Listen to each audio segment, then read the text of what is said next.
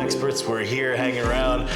We're here just saying, come on our journey and enjoy it with us. But on things that we can't speak about professionally, we got people. So we have a special guest with us here today from sharewithrae.com. We have Rae Szereszewski. Sure. Oh boy, she's gonna kill us for that. We'll clear that up in a minute. It's pronounced Rae Szereszewski. Okay, Rae, I'm sorry I butchered it. But thank you for joining us. First off, tell us a bit about yourself and what you do, how you got here. Okay, that's a great question, but a more fun way of getting to know each other, we are at a sex club. We should be a little bit spicier than that. I think we should play Never Have I Ever. I'm in. All right. Never have I ever been in a one-woman, all-male gangbang. No. Negative. Okay. Your turn. Never have I ever had a threesome. Oh, wait, I can't. So I have to. I screwed it up. Next round you'll have to Doesn't know the rules. Right, because you can't say something you've done. Yeah. The rules of this game for the listeners at home are you say something you haven't done and then you drink if you have, and you can't say something you've done just to humble brag and drink in front of everybody. That's not the point of the game. All right, it's your turn. Shoot, never have I ever been in a bukkake. I've never been. So let's go lighthearted, guys. We're going the deep end. Okay. Well, this is the thing. The lighthearted stuff is really, like, I think we've all done it. Clearly not really. Okay, ready? Never have I ever had sex with a gay man. I don't know you guys well enough, so I'm like, who's gay today? Okay. Okay. Oh, sorry, I was drinking out of recreational purposes. Yeah, recreational drinking. Okay. Never have I ever had, let's go, I suck at this. Sex on an airplane. Oh, finally. Right? Right. I tied that into the prize from We got a winner. Right? So far. Okay. Oh, I have to keep going. I don't know.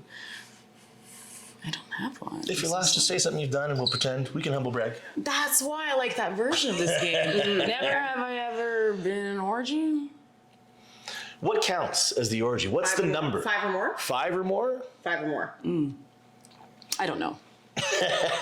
4 is a foursome. 5 or more is an orgy. Fair, okay. This came up very recently. I think that might have been my limit, though. I don't think I've hit the 5 or more. Okay. It's just been 4 for you. Well, it also depends, because the back play area here, the group area is phenomenal.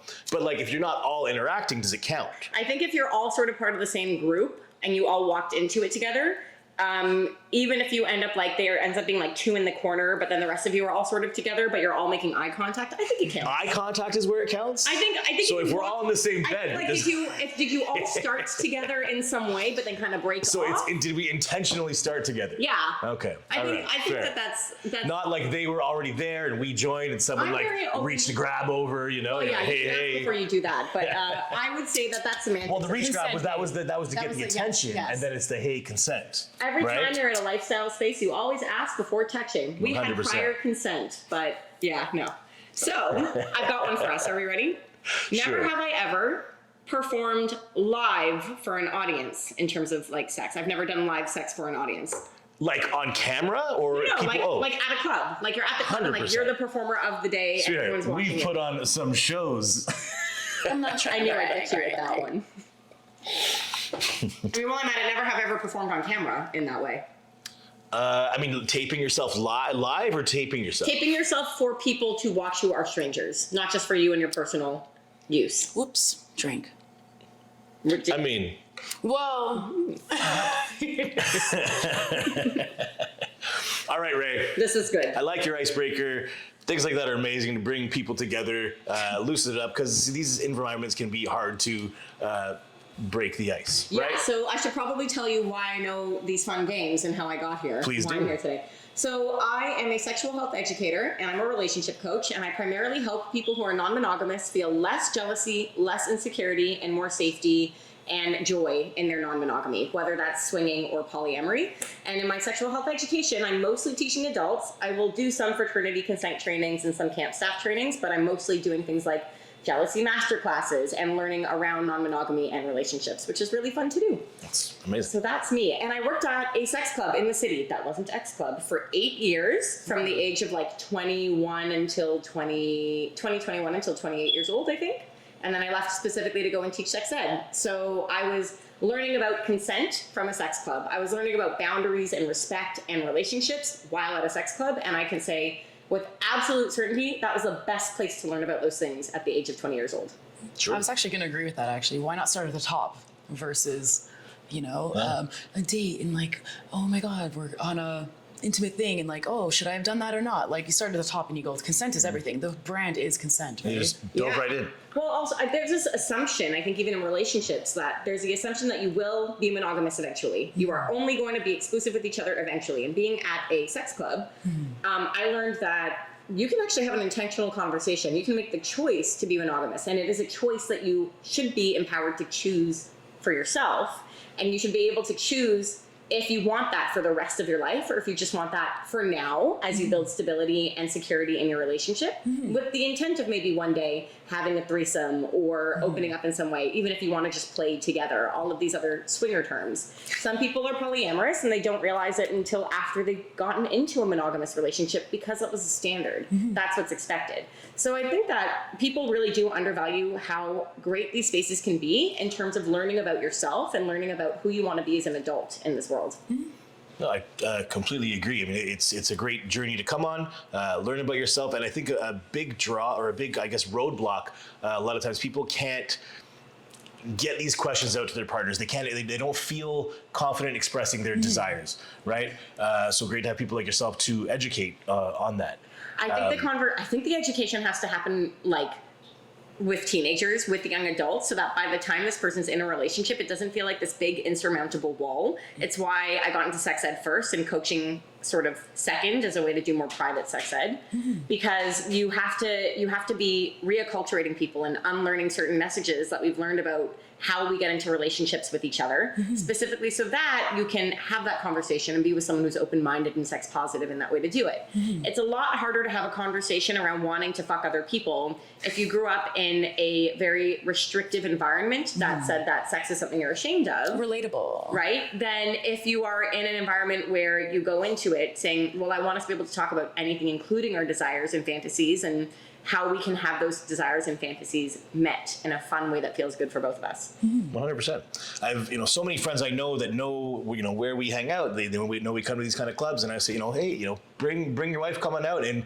they can't even fathom presenting that as an option, just out of sheer fear. Because their brain thinks, so my partner will judge me immediately for bringing it up. Meanwhile, low-key, your partner might be like, I wish this was something we could talk about. 100%. So that's one part of it too. You're like, oh, she's going to judge me for having these desires. But another thing that I hear a lot is, well, I want this freedom, but I don't want my partner to have the freedom. Right? And that's also, you have to be aware of your own bias in that space. Yeah. And if you want that freedom, then you have to be willing to work on yourself to the point where you're not going to be restrictive of your partner's behavior in that way. You can still have the feeling. You can still feel jealous and a little insecure, but we don't want to restrict our partner's behavior when we're asking for that same freedom. 100%. Yeah. So, Rae, we got some questions for you. Yes. So help us out here. We're going to ask you a few questions, obviously given your expertise. What advice would you give couples that are struggling with that communication, afraid to, talk about those desires?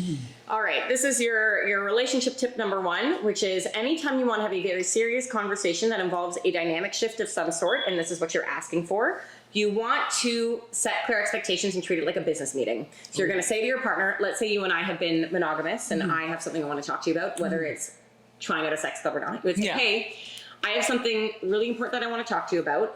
This is not a breakup. I don't want you to feel anxious, but I am going to ask you for something that's really important to me, and I want us to be able to have a conversation about it. And I want us to be coming into this conversation as our best selves. When is a good time for us to have this conversation? Oh, that's actually smart, because then immediately I feel like if you're caught off guard, your immediate walls go up and you're like, what is the topic? What are we doing right now? Right. Yeah, so and that was a good way to question. Right. I like that. And if you're saying like, listen, I'm not mad at you. I have a bit of a request, and it may be something that you want to grant or not, but I do want your full attention. Oh my God, that's beautiful. Right. I like that. No, that was actually beautifully worded. So Right. So then hopefully you would respond and go, oh, well, like, why can't we do it now? And I'd be like, well, you are are on your way to work, so now is maybe not a good time, but could you maybe give me a time that works for both of us? And then that person can go into it like nervous, and then also understanding that they do have to bring their best self. So then you would have the conversation, and you need to have an agenda. So how that would sound in an ideal world where we have all the time to speak perfectly would say something like, you know I love you, and you know I care for you, and you know that you satisfy me in so many ways, and I have this fantasy, and I would really like to explore it with you. I would really love to visit a sex club. I've heard really good things about them. I've heard that they're really sex positive spaces, and they're a lot of fun. Would you be interested in going to X club with me? We don't have to play necessarily. Maybe let's just go and check out the vibe, get some drinks, feel sexy, and see if we like it. Let's walk in the door. Yeah, let's just walk in the door. Yeah. Would you be willing to do this with me? And now, usually the partner would then, what, am I not enough for you? I'm giving like the worst possible response because that's what people are afraid of. Yeah. And then the answer there is, I said, no, you satisfy me. I just think that this is the difference between monogamy thinking and non-monogamy thinking. Monogamy thinking is your partner needs to be your everything and they must satisfy you or it's not the right relationship. But non-monogamy thinking is there is no possible way one person could ever fulfill all of your relational needs, and that's okay. And we don't expect that of our partners. We expect that our partners are going to have multiple areas where they're going to want different things from different people. That's why people have multiple friends, right? You don't expect someone to have one friend. That was actually, oh my God. Right? Yeah. So in that case, like you're going to have to deal sometimes with someone's, maybe that's the case scenario. They go, oh my God, I'm so glad you brought that up. Let's go have a threesome. Yeah. Worst case scenario, they're like, am I not enough for you? And you go, that's not what I'm saying. I'm trying to tell you about my desires right now and my fantasies. And I really am trying to bring you with me on these desires. And it's a thing you're doing together. And this is why a lot of people transition from monogamy to more what's called playing together first, where it's a couples activity you're doing because you're trying to build that security with each other. And then usually over time, couples will transition at some point to what we call playing separately, where you're really confident in your relationship. You know that this person's got your back and you're going home with them. And so you're safe to go off and be like, yeah, I think that person's hot. I'm going to go bang them. And they're like, see ya, sweetie. Have a good time. Tell me how it was later. Like, send me a photo while their dick's in your mouth. Like, whatever it's going to be, right? If they're fine and comfortable and consenting to that. So that's sort of the kind of vibe that you get at a space like this. Now, I also want to add that polyamory is multiple relationships. You will find polyamorous people at a club like this, but most of the people you're going to interact with are probably just sticking to that sexual non-monogamy for the most part. But you're going to meet so many different people with so many different relationship dynamics and styles. And it's nice to see different examples of what it could be so you can realize that your relationship is a choice that you're making for yourself, and you're choosing monogamy, or you're choosing to play together, or you're choosing to play separately, or whatever it is. It's a choice, not a mandatory expectation because you were raised to think monogamy is the only option. Wonderful. Okay. I think that includes number 2, so you can. Absolutely, yeah. So we were going to ask you, like, what can couples benefit from a lifestyle club, but you got it. Yeah. So, okay, what advice or guidelines would you give to a couple coming to a place like this for the first time? So many things. So the first thing is that you need to know what your boundaries are. And most people stop at, well, I just don't want to watch you fuck someone else, or only if we feel like it, right? They think that boundaries means just sexual boundaries. But you also want to think about before and after. What are you expecting from each other as you walk in? What are you expecting from each other in the space? What are you expecting after? What happens if your partner meets someone that they're really hitting it off with, another couple even, and they exchange numbers and now they're texting all the time? Is that something that you're fine with, or do you want it to be a one and done, one night only? A lot of people say stick to your boundaries and you know, don't break your boundaries, and that's true. So if you come in and you say, we are only having sex with each other tonight, you can decide not to have sex at all, but you cannot then decide to have a threesome. You're going to stick to whatever you agreed with because there will always be another chance for sex. The fantasy will be masturbation fodder for the rest of your life, and that's good. You want to have a good first experience. The way you have that good first experience is by sticking to what you agreed to. I also think, as an aside, sorry, I didn't mean to interrupt, you need to have a code word for if you need to get out of a conversation you don't want to be in, so your partner can come and rescue you. You're going to be talking to a lot of people, and you're not always going to be attracted to all those people. And I don't even mean sexually. I mean, like, you might end up at a table of people and they're talking about politics, and you're like, I am not interested in politics. Like, I want out, but I don't want to be rude because they're all very invested in this conversation. So then you're going to code word your partner, then to come up and help come up with a lie for you to get out of there. That's another hot tip. I like that. Yeah. Oh, one of the things that we've come upon early into discovering the lifestyle together is there will be couples that meet your boundaries and go, that's stupid. we don't have that boundary. And I've learned the best advice is whether you agree or disagree with a couple's boundaries, that does not affect you. If that's their boundary, respect it. You don't agree with it, it doesn't apply to your dynamic, respect their boundaries. Well, if someone says this is our couple's boundary and you have a real moral problem with that boundary, don't have sex with them. Thank you. Like, you don't have to have sex with people just because you're attracted to them. Thank you. You can just enjoy the flirtation and like live in that energy and kind of get that college vibe when everyone's sort of interested in each other and live in the attention. Yeah, like don't, Absolutely. I guess the point I'm trying to focus on is like don't make someone feel small. Don't make a relationship feel bad, because in our world, let's pretend this is a dynamic, we navigate like this. Cool, that's good for you both. Well, you've heard the old adage of you only make a rule if there was a reason for it.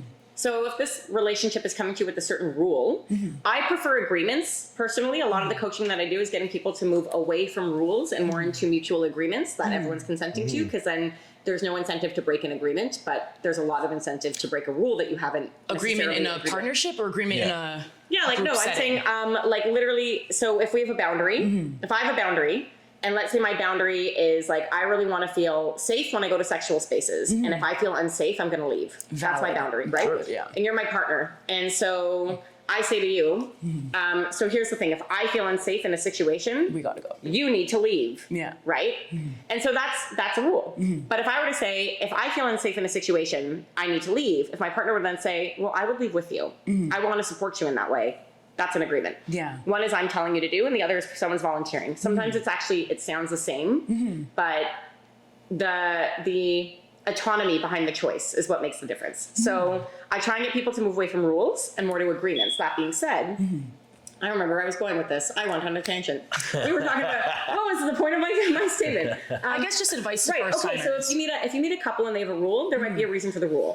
When I work with couples, frequently people come from a rules-based system because of monogamy culture. When you're in a relationship, I guess you get to rules make is the rules for wrong each other. word. Maybe boundaries. I don't know. Yeah. Just replace it with any word that exists. No. Yeah, If it's an boundaries, agreement between us, agreements. oh look, Right, exactly. keyword agreement. If it's an agreement between us, do not make others feel less than because our agreement is this. But that's the thing, right? So like you could have an agreement and you're both autonomously agreeing to that thing, and to someone else it seems like a weird rule. Yeah. But you don't know that. You don't know the many conversations they had leading into this relationship that led to that rule. There could, or the agreement. Yeah. So as you are correct, don't judge people for it. Keep it, and don't have sex with people if you're weirded out. Respect every- different. Well, that's just it. Respect everybody's agreements, rules, because what works for one isn't going to be a blanket statement that works for No, everyone. because otherwise then how would that exist? Absolutely. Right? Yeah. So you're clearly educated. You've been to Yes. these places. Give me your favorite lifestyle club moment. Okay. So I have a few that I can think of. I'm going to first tell I you want the about top one. Just Oh my one. God. Okay, I'm going to tell you about the hottest thing I ever walked into. It's not even this isn't that exciting, but when I was in Berlin, I was interning at a latex company called Fantastic Rubber, and they took me to a hotel takeover fetish party called Fetish Evolution in Essen. I had no idea where I was. I didn't even realize there were provinces in Germany. Geography is not my strong suit. So I'm just along for the ride, selling latex, and then there's this one party.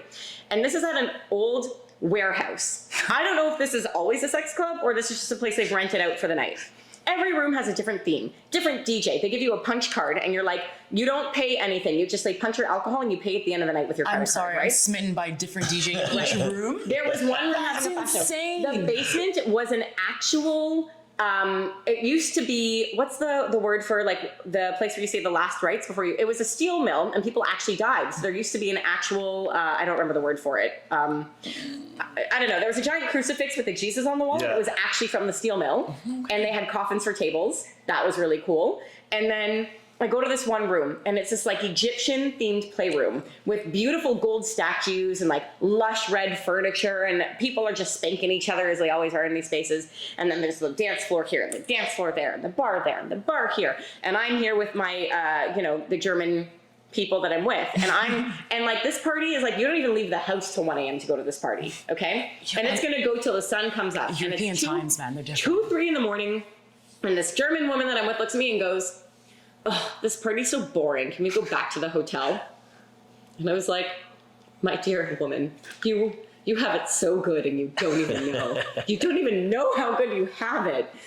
So I went back to the hotel with them and ended up going for a little 6 a.m. pool swim in my full latex rubber cat suit, and that is one of my favorite play party memories. Oh, yay. Thank you. Cheers. Cheers to that. Rae, tell us about some of the courses you offer, some of your most popular workshops, courses. Tell us what you're up to and where we can find you. My most popular group program right now is Sharing is Caring, which is an 8-week group coaching program that I run twice a year, specifically for non-monogamous people who do want to feel less jealousy and anxiety, and they want to feel more of that joy, more of that compersion. Another brand new program that I'm launching literally a week from now is called Deviant, and this is about the practical, tangible aspects of non-monogamy. We're going to talk about STIs and STI stigma, because if you're in these spaces, you have to know about STIs and how to talk about them. We're going to talk about play party etiquette, and we're also going to talk about how to host your own private play parties that people will actually want to show up to.